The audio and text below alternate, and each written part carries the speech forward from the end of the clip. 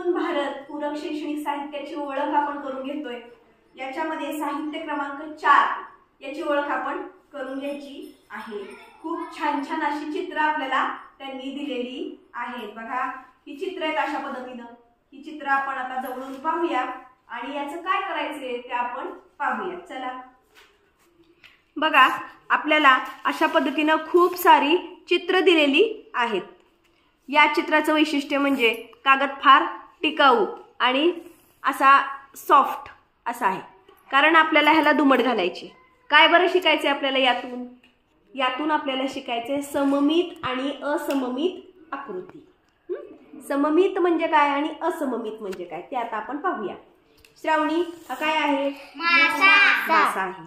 आता बघा या मास्याला जर मी मधून अशी दुमड घातली, या प्रत्येक चित्राला एक अक्ष दिलेला आहे। अक्ष म्हणजे अशी रेघ। कशी रेघ मारली आहे बरं? तर त्यांनी अशी डॉटच्या स्वरूपात रेघ मारलेली आहे। आपल्याला फक्त अशी दुमड घालायची।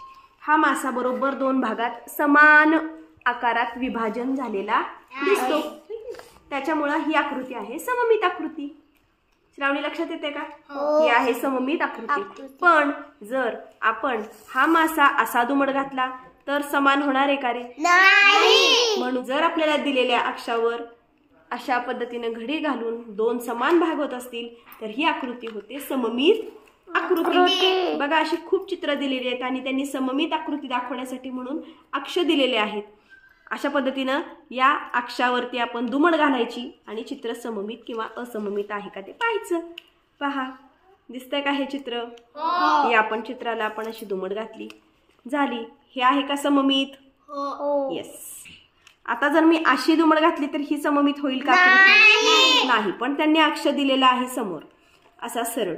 मग आपण असा दुमड घातलेली आहे म्हणून ही आकृती आहे सममित आकृती। अक्ष ज्या पद्धतीने दिलेला आहे त्याचं निरीक्षण करून आपल्याला त्याची दुमड घालून सममित आणि असममित आकृती पाहायची आहे। Very good.